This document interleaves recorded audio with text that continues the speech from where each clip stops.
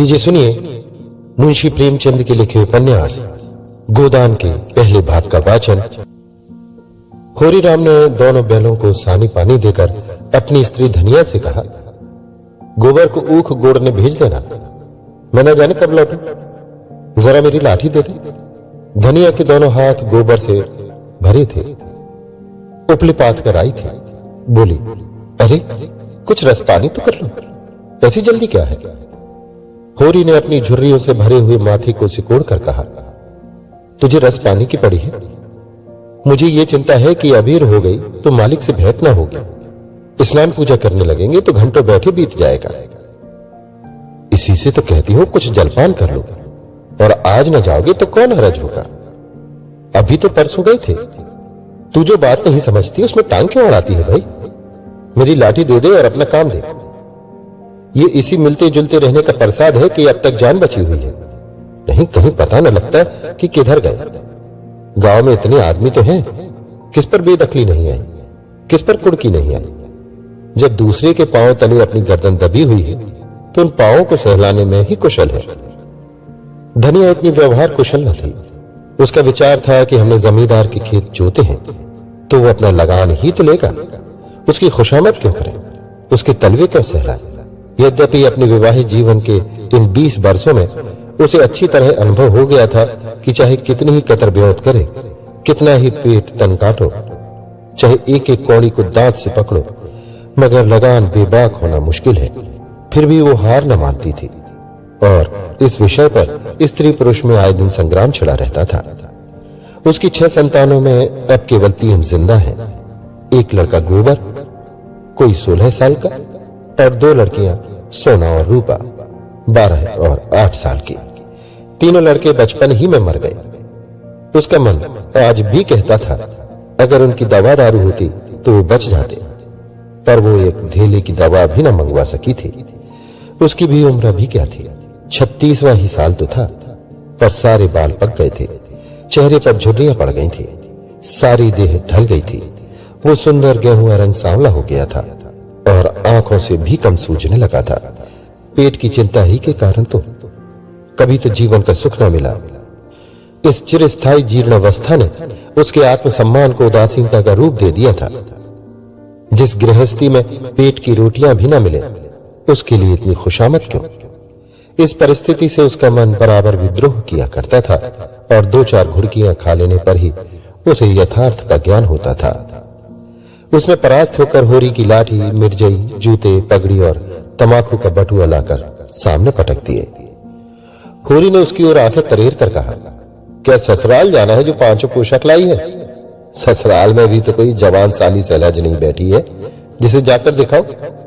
होरी के गहरे सांवले पिचके हुए चेहरे पर मुस्कुराहट की मृदुता झलक पड़ी।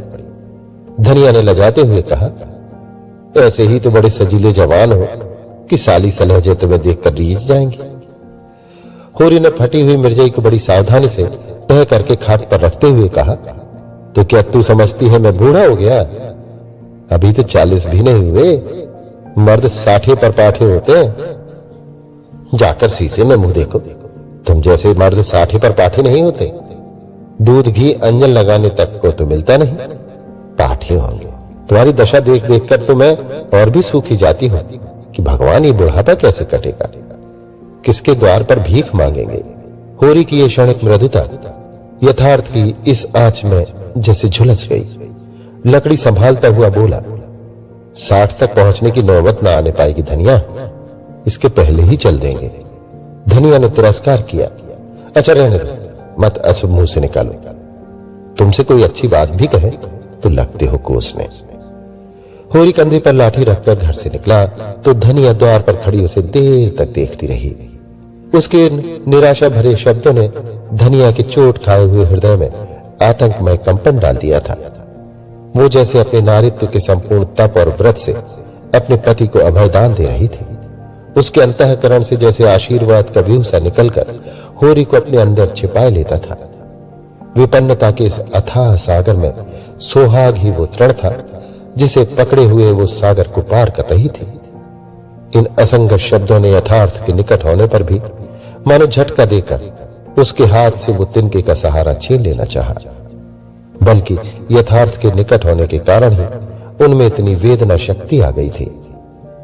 काना कहने से काने को जो दुख होता है वो क्या दो आंखों वाले आदमी को हो सकता है।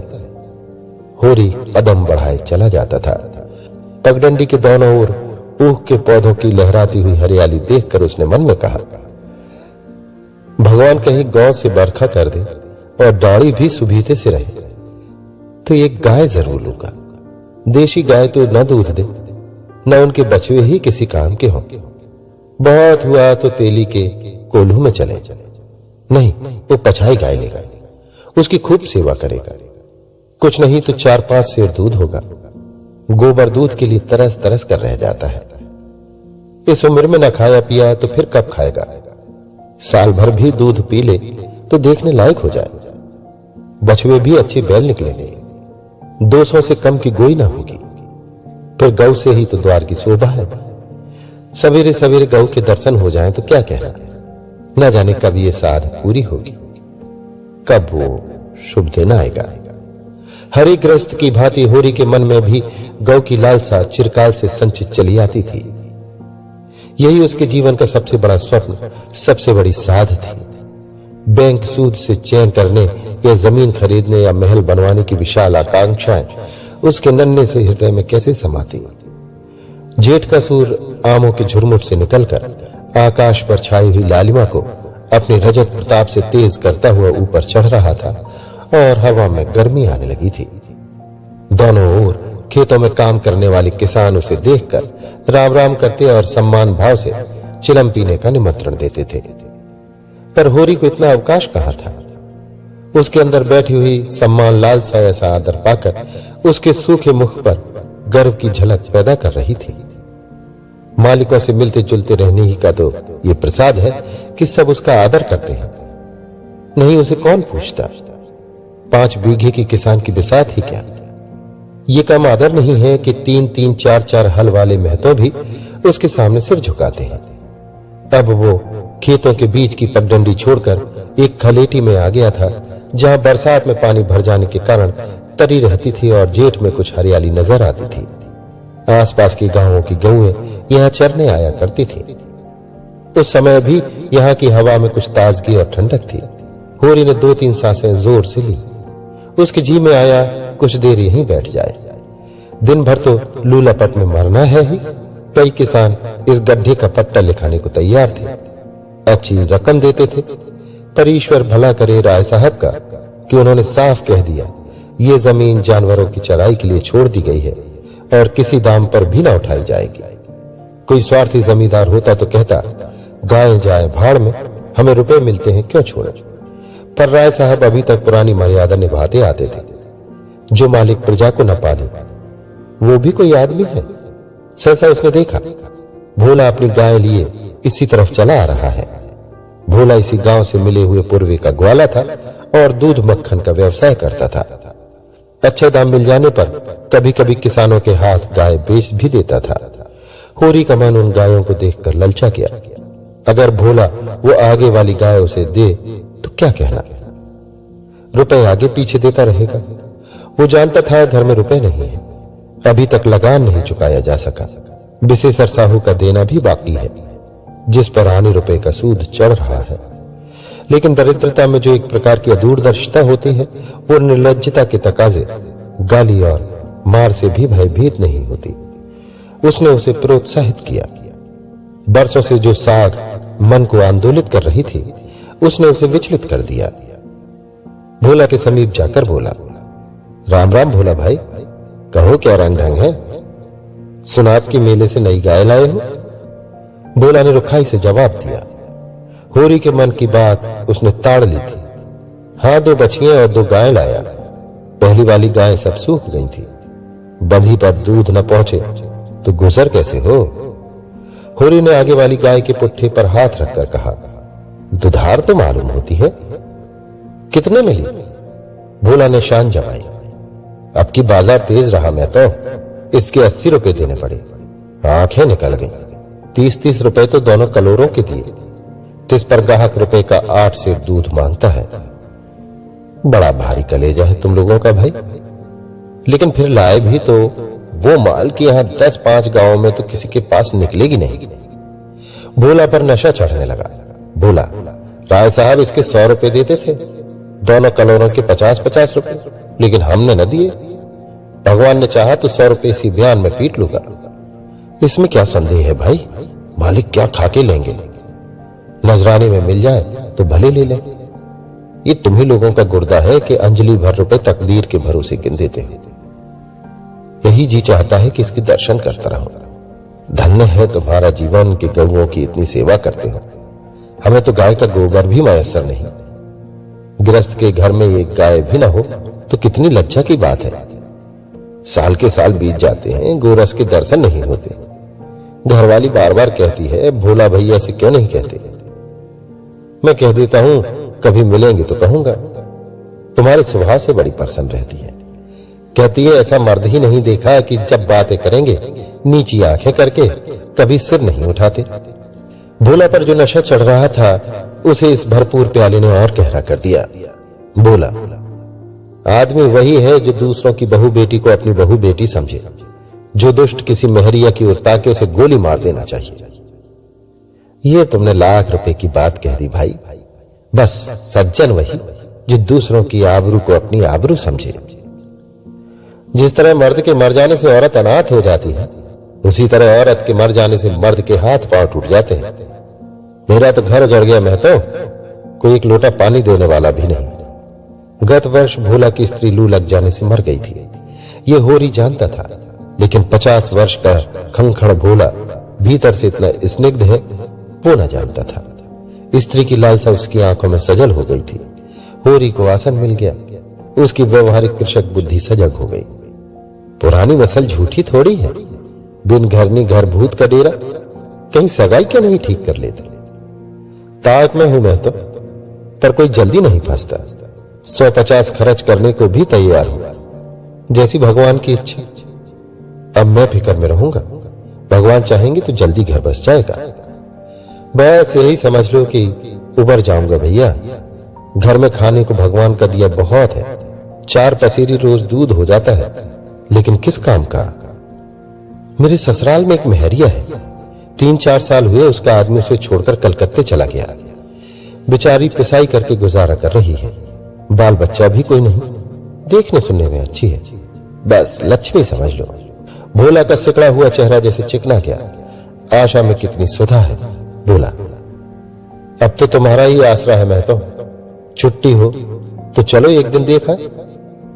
मैं ठीक ठाक करके तब तुमसे कहूंगा। बहुत उतावली करने से भी काम बिगड़ जाता है। जब तुम्हारी इच्छा हो तब चलो, उतावली काहे की। इस कबरी पर मन ललचाए हो तो ले लो। ये गाय मेरे मान की नहीं है दादा। मैं तुम्हें नुकसान नहीं पहुंचाना चाहता। अपना धर्म ये नहीं कि मित्रों का गला दबाए। जैसे इतने दिन बीते हैं वैसे और भी बीत जाएंगे। तुम तो ऐसी बातें करते हो रही जैसे हम तुम दो हो। दाम जो चाहे देना। जैसे मेरे घर रही वैसे तुम्हारे घर रही। 80 रुपए मिली थी, तुम 80 रुपए ही देना। जाओ। लेकिन मेरे पास नगद नहीं है दादा, समझ लो। तो तुमसे नगद मांगता कौन है भाई। होरी की छाती गज भर की हो गई। 80 रुपए में गाय महंगी ना थी। ऐसा अच्छा डील डॉल, दोनों जून में 6-7 सेर दूध, सीधी ऐसी के बच्चा भी दोहले। इसका तो एक एक बाछा 100-100 का होगा। द्वार पर बंधेगी तो द्वार की शोभा बढ़ जाएगी। उसे अभी कोई 400 रुपए देने थे, लेकिन उधार को वो एक तरह से मुफ्त समझता था। कहीं भोला की सगाई ठीक हो गई तो 1-2 साल वो बोलेगा भी नहीं। सगाई ना भी हुई तो होरी का क्या बिगड़ता है। यही तो होगा, भोला बार बार तगादा करने आएगा, बिगड़ेगा, गालियां देगा। लेकिन होरी को इसकी ज्यादा शर्म न थी।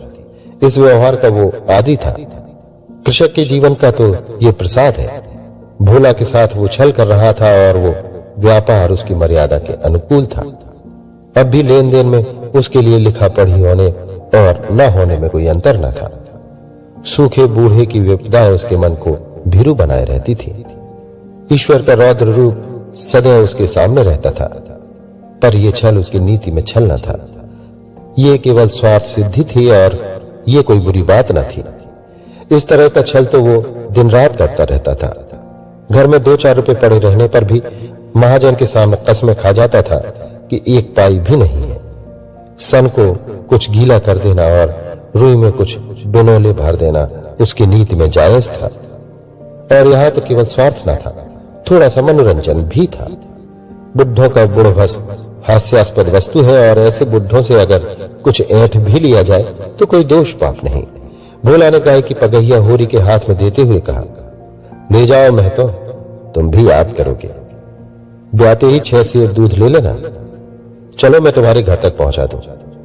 शायद तुम्हें अनजान समझकर रास्ते में कुछ दिख करे। अब तुमसे सच कहता हूं, मालिक 90 रुपए देते थे, पर उनके यहां गौओं की क्या कदर। मुझसे लेकर किसी हाकिम हुक्काम को दे देते। हाकिमों को गौ की सेवा से मतलब, वो तो खून चूसना भर जानते हैं। जब तक दूध देते रखते, फिर किसी के हाथ बेच देते। किसके पल्ले पड़ती कौन जाने। रुपया ही सब कुछ नहीं है भैया, कुछ अपना धर्म भी तो है। तुम्हारे घर आराम से रहेगी तो ये ना होगा कि तुम आप खाकर सो रहो और गौ भूखी खड़ी रहे। उसकी सेवा करोगे, चुमकारोगे, गौ हमें आशीर्वाद देगी। तुमसे क्या कहूं भैया, घर में चुंगल भर भूसा नहीं रहा। रुपए सब बाजार में निकल गए। सोचा था महाजन से कुछ लेकर भूसा ले लेंगे, लेकिन महाजन का पहला ही नहीं चुका। उसने इनकार कर दिया। इतने जानवरों को क्या खिलाएं, यही चिंता मारे डालती है। चुटकी चुटकी भर खिलाऊं तो मन भर रोज का खर्च है। भगवान ही पार लगाए तो लगे। होरी ने सहानुभूति के स्वर में कहा, तुमने हमसे पहले क्यों नहीं कहा? हमने एक गाड़ी भूसा बेच दिया। भोला ने माथा ठोक कर कहा, इसीलिए नहीं कहा भैया कि सबसे अपना दुख क्यों रो। बांटता कोई नहीं, हंसते सब है। जो गाय सूख गई हैं उनका गम नहीं, पत्ती सत्ती खिलाकर जिला लूंगा। लेकिन अब ये तो रातें बिना नहीं रह सकती। हो सके तो 10-20 रुपए भूसे के लिए दे दो। किसान पक्का स्वार्थी होता है, इसमें संदेह नहीं। उसकी गांठ से रिश्वत के पैसे बड़ी मुश्किल से निकलते हैं। भाव ताव में भी वो चौकस होता है। ब्याज की एक एक पाई छुड़ाने के लिए महाजन की वो घंटों चिरौरी करता है। जब तक पक्का विश्वास न हो जाए वो किसी के फुसलाने में नहीं आता। लेकिन उसका संपूर्ण जीवन प्रकृति से स्थायी सहयोग है। वृक्षों में फल लगते हैं, उन्हें जनता खाती है। खेती में अनाज होता है, वो संसार के काम आता है। गाय के थन में दूध होता है, वो खुद पीने नहीं जाती, दूसरे ही पीते हैं। मेघों से वर्षा होती है, उससे पृथ्वी तृप्त होती है। ऐसी संगति में कुत्सित स्वार्थ के लिए कहां स्थान। होरी किसान था और किसी के जलते हुए घर में हाथ सेंकना उसने सीखा ही ना था। भोला की संकट कथा सुनते ही उसकी मनोवृत्ति बदल गई। पगहिया को भोला के हाथ में लौटाता हुआ बोला, रुपए तो दादा मेरे पास नहीं है। हाँ, थोड़ा सा भूसा बचा है, वो तो मैं दूंगा। चलकर उठवा लो। भूसे के लिए तुम गाय बेचोगे और मैं लूंगा, मेरे हाथ न कट जाएंगे। भोला ने आर्द्र कंठ से कहा, तुम्हारे बैल भूखों न मरेंगे? तुम्हारे पास भी ऐसा कौन बहुत सा भूसा रखा है? नहीं दादा, अब की भूसा अच्छा हो गया था। मैंने तुमसे नाहक भूसे की चर्चा की। तुम ना कहते और पीछे से मुझे मालूम होता तो मुझे बड़ा रंज होता कि तुमने मुझे इतना गैर समझ लिया। अवसर पड़ने पर भाई की मदद भाई भी ना करे तो काम कैसे चले? मुझे ये गाय तो लेते जाओ। अभी नहीं दादा, फिर ले लूंगा। तो भूसे के दाम दूध में कटवा लेना। होरी ने दुखित स्वर में कहा, दाम कौड़ी की इसमें कौन बात है दादा? मैं 1-2 जून तुम्हारे घर खा लूं तो तुम मुझसे दाम मांगोगे? लेकिन तुम्हारे बैल भूखों मरेंगे कि नहीं? भगवान कोई ना कोई सबील निकालेंगे ही। आषाढ़ सिर पर है, कड़वी बोलूंगा। मगर ये गाय तुम्हारी हो गई। जिस दिन इच्छा हो आकर ले जाना। किसी भाई का नीलाम पर चढ़ा हुआ बैल लेने में जो पाप है वो इस समय तुम्हारी गाय लेने में है। होरी में बाल की खाल निकालने की शक्ति होती तो वो खुशी से गाय लेकर घर की राह लेता। भोला जब नकद रुपए नहीं मांगता तो स्पष्ट था कि वो भूसे के लिए गाय नहीं बेच रहा है, बल्कि इसका कुछ और आशय है। लेकिन जैसे पत्तों के खड़कने पर घोड़ा अकारण ही ठिठक जाता है और मारने पर भी आगे कदम नहीं उठाता, वही दशा होरी की थी। संकट की चीज लेना पाप है, ये बात जन्म जन्मांतरों से उसकी आत्मा का अंश बन गई थी। भोला ने गदगद कंठ से कहा, तो किसी को भेज दूं भूसे के लिए? होरी ने जवाब दिया, अभी मैं राय साहब की ड्योढ़ी पर जा रहा हूं, वहां से घड़ी भर में लौटूंगा, तभी किसी को भेजना। भोला की आंखों में आंसू भर आए। बोला, तूने मुझे आज उबार लिया होरी भाई। मुझे अब मालूम हुआ कि मैं संसार में अकेला नहीं, मेरा भी कोई हितु है। एक क्षण के बाद उसने फिर कहा, उस बात को भूल न जाना। होरी आगे बढ़ा तो उसका चित्त प्रसन्न था। मन में एक विचित्र स्फूर्ति हो रही थी। क्या हुआ, 10-5 मन भूसा चला जाएगा। बेचारे को संकट में पड़कर अपनी गाय तो न बेचनी पड़ेगी। जब मेरे पास चारा हो जाएगा तब गाय खोल लाऊंगा। भगवान करे मुझे कोई मेहरिया मिल जाए, फिर तो कोई बात ही नहीं। उसने पीछे फिरकर देखा, कबरी गाय पूंछ से मक्खियां उड़ाती, सिर हिलाती, मस्तानी मंद गति से झूमती चली जाती थी, जैसे बादियों के बीच में कोई रानी हो। कैसा शुभ होगा वो दिन जब ये कामधेनु उसके द्वार पर बंधेगी।